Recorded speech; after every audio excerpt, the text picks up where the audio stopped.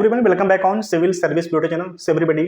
आई hope so कि आप इस टॉपिक के बारे में जानते होंगे। अभी जो भारत और कनाडा के कन्फ्लिक्ट चल रहे हैं, कुछ रिश्तों में दरार की बातें कही जा रही हैं, दरार आया है, उसके बारे में जान चुके होंगे क्योंकि न्यूज़पेपर, मैगजीन और नेशनल टीवी पे बातें डिबेट में भी चल रही हैं और आई होप सो कि जान चुके होंगे। ठीक है, हम आज जो बात करने वाले हैं ये हम मेंस आंसर राइटिंग के प्रोस्पेक्टिव से व्यू से बात करने वाले हैं कि अगर ये क्वेश्चंस अंतर्राष्ट्रीय संबंध से जोड़ करके अगर हमसे मेंस में बातें पूछी जा रही हैं तो आखिर क्या कंटेंट पे हम बात करेंगे, किस कंटेंट से हम डिस्कस करेंगे, किस हिस्टोरिकल बैकग्राउंड से हम बात को उठाना शुरू करेंगे। ये जो कन्फ्लिक्ट है आज की नई बात नहीं है। अगर हम 1948 से बात करें तो 1948 से भारत और कनाडा के संबंधों के बीच में देखा जाता है कि बीच बीच में दरारें आती रहती हैं, सामंजस्य खराब होता रहता है। ठीक है, तो हम बिल्कुल मेंस आंसर राइटिंग के व्यू से बात करेंगे और इस न्यूज के बारे में जान चुके होंगे तो न्यूज पे तो बात हम करेंगे, बट हमारा मेन जो व्यू रहेगा वो एग्जाम को लेकर रहेगा कि यहाँ से एग्जाम से अगर कंटेंट आते हैं तो हम कैसे उसको डील करेंगे। चलिए स्टार्ट करते हैं। भारत और कनाडा के रिश्तों में दरार आया है। इंडिया और कनाडा के जो कॉन्फ्लिक्ट हैं, जान चुके होंगे कि मामला क्या चल रहा है। चलिए डिस्कस कर लेते हैं। भारत और कनाडा के बीच वर्तमान तनाव बढ़ गया है जब कनाडा के प्रधानमंत्री जस्टिस ट्रूडो, याद रखना ये कनाडा के प्राइम मिनिस्टर हैं जस्टिस ट्रूडो, ठीक है, G20 में भी आए थे। तो आई होप सो कि आप जान चुके होंगे मामला क्या था। काफी इनका एक लंबा चर्चा चला भारत में, इनका कुछ प्लेन में खराबी समथिंग कुछ हुआ था, तो आई होप कि आप जान चुके होंगे। ठीक है, भारत पर हरदीप सिंह निज्जर की हत्या का भारत को हरदीप सिंह निज्जर की हत्या में शामिल होने का आरोप लगाया है।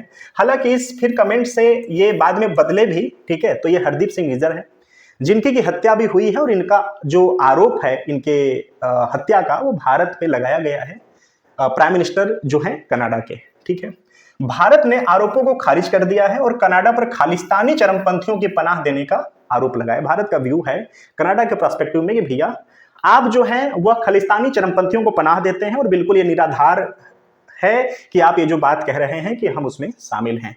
खालिस्तानी चरमपंथी कौन है, क्या है ये खालिस्तान? ठीक है, खालिस्तान जो चरमपंथी आंदोलन है एक अलगाववादी आंदोलन है जो कि खालिस्तान नामक एक स्वतंत्र सिख राज्य की स्थापना करना चाहता है। जो खालिस्तान है एक स्वतंत्र सिख साम्राज्य, एक स्वतंत्र सिख राज्य का स्थापना करना चाहता है। ठीक है, तो यह है बैकग्राउंड खालिस्तान का। यह 1980 के दशक के दौरान मुख्य रूप से सिख प्रवासियों के बीच उभरा, विशेष रूप से कनाडा जैसे देशों में, और हिंसा और आतंकवादी कृत्यों से जुड़ा रहा। ठीक है, मैप में आप देख रहे हैं कनाडा की अवस्थिति कहाँ है। ये हमारा प्यारा भारत है, यहाँ पर ये कनाडा है। ठीक है, सो ये नॉर्थ अमेरिका में स्थित है कनाडा। तो थोड़ा सा आप मैप का भी व्यू आप रखिए, मैप की भी जानकारी रखकर चलिए। एग्जाम में अगर आप मैप को बना देते हो, मैप को बनाने के बाद यहाँ पर अवस्थिति कनाडा की दिखा दें, यहाँ पे अवस्थिति इंडिया की दिखा दें, तो आई होप सो कि थोड़ा सा इंप्रेसिव कंटेंट हो जाता है। चलिए आगे चलते हैं। खालिस्तान आंदोलन के इतिहास की अगर हम बात करें तो खालिस्तान जो आंदोलन है कि जड़ें कनाडा में है। 1982 में वैंकूवर में निर्वासित खालिस्तान सरकार कार्यालय की स्थापना के साथ 1984 में ऑपरेशन ब्लू स्टार के बाद आंदोलन गति पकड़ ली। ठीक है, तो ये थोड़ा सा हिस्टोरिकल है, ये मेंस के प्रोस्पेक्टिव से याद रखना काफी इंपॉर्टेंट लाइन है, तो इसको भी आप मेंशन करेंगे। और अगर आपको ये कंटेंट अभी तक आई होप कि पता होगा, नहीं पता है तो प्लीज इसको आप नोट डाउन कर लीजिए। ठीक है, भारत और कनाडा के रिश्तों में दरार की बात करें तो भारत और कनाडा का जो रिश्ता है, अभी जो दरार है कोई नई बात नहीं है। मैंने शुरू से बता दिया कि 1948 से ही इनके बीच में सामंजस्य खराब होते आए हैं। अगर हिस्टोरिकल बैकग्राउंड की बात करें तो तनावपूर्ण जो संबंध है 1948 से शुरू होते हैं जब कनाडा ने कश्मीर में जनमत संग्रह का समर्थन किया था। ठीक है, जब कनाडा ने कश्मीर में जनमत संग्रह का समर्थन किया था तो रिश्ते में दरार आया था। और दूसरा 1998 में भारत द्वारा परमाणु परीक्षण किए जाने के बाद कनाडा ने भारत से अपने उच्चायुक्तों को वापस बुला लिया था। तो दरार का दो रीजन पता चला। पहला आप 1948 याद रखिए, ठीक है, कि जब कनाडा ने कश्मीर में जनमत संग्रह का समर्थन किया था। दूसरा क्या होता है 1998 में।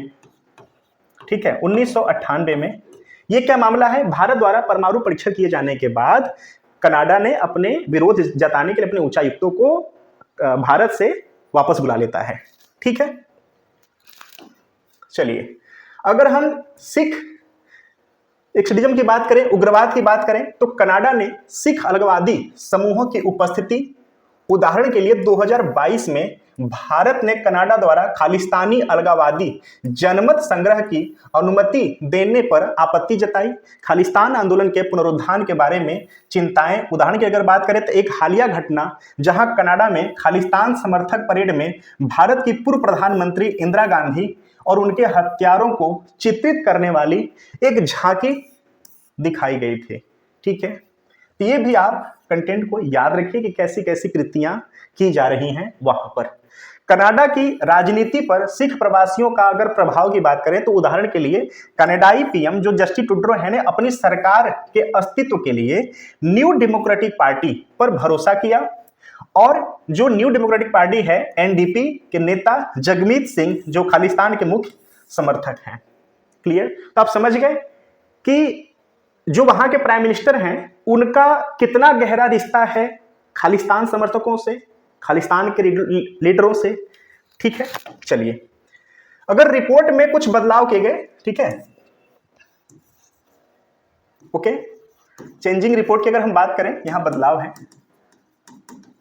ठीक है, तो आतंकवादी खतरे पर कनाडा की वार्षिक रिपोर्ट रिलीज होती है 2018 में। सिख चरमपंथ और खालिस्तान का उल्लेख किया गया था उसमें, लेकिन बाद में क्या हुआ कि उन संदर्भों को हटा दिया गया और कार्रवाई की जवाब में मुख्यमंत्री जो पंजाब के मुख्यमंत्री थे उस समय अमरिंदर सिंह, इन्होंने आलोचना किया था इस मैटर का कि पहले तो सिख चरमपंथ और खालिस्तान का उल्लेख किया जाता है, ठीक है, उसके बाद इस संदर्भ को, इस लाइन को हटा दिया जाता है वहां से। ठीक है, अगर हम निष्क्रियता के आरोप की बात करें तो भारत, देखिए ये हम जो बात कर रहे हैं ये इंडिया पर्सपेक्टिव में बात कर रहे हैं, भारत के परिप्रेक्ष्य में बात कर रहे हैं। ठीक है, तो भारत ने कनाडाई सरकार पर खालिस्तान समर्थकों के खिलाफ निष्क्रियता का आरोप लगाया और जिसे वह कनाडाई सिख समुदाय के पक्ष लेने के प्रयास के रूप में देखता है। कनाडा ने इन आरोपों से इनकार किया है।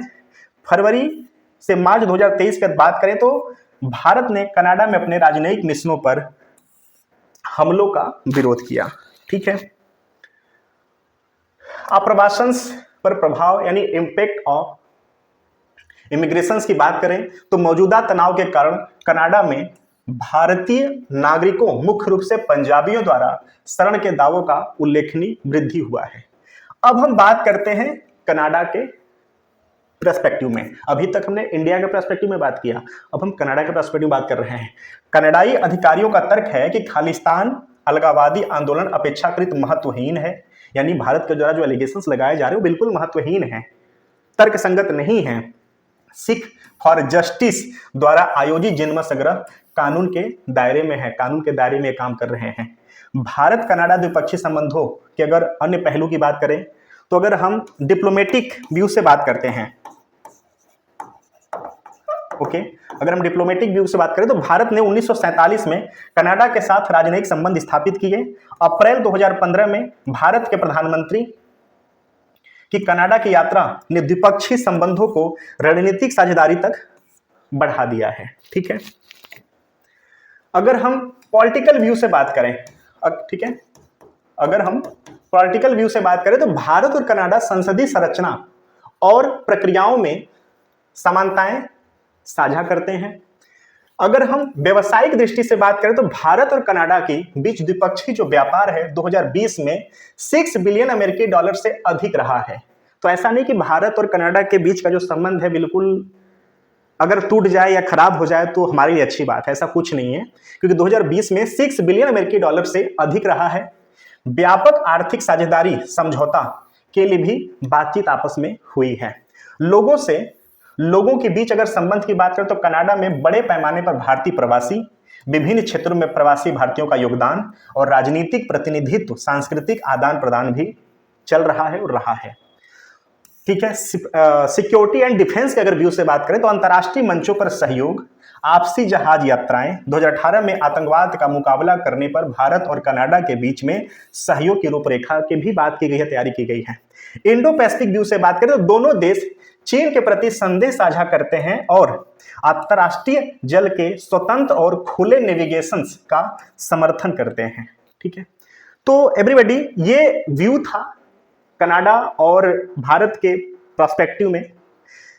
आई होप कि आप समझ गए कि भारत का व्यू क्या है कनाडा के लिए, कनाडा का व्यू क्या है भारत के लिए।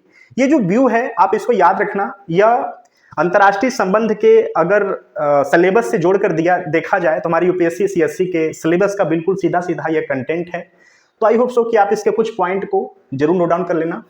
2009 में क्वेश्चन आया था यूपीएससी का कि which among the following has the world largest reserve of uranium. अब यहाँ पे कनाडा का नाम था इसलिए मैंने इसको मेंशन कर लिया। सो ऑस्ट्रेलिया, कनाडा, रसिया, फेडरेशन या यूएसए।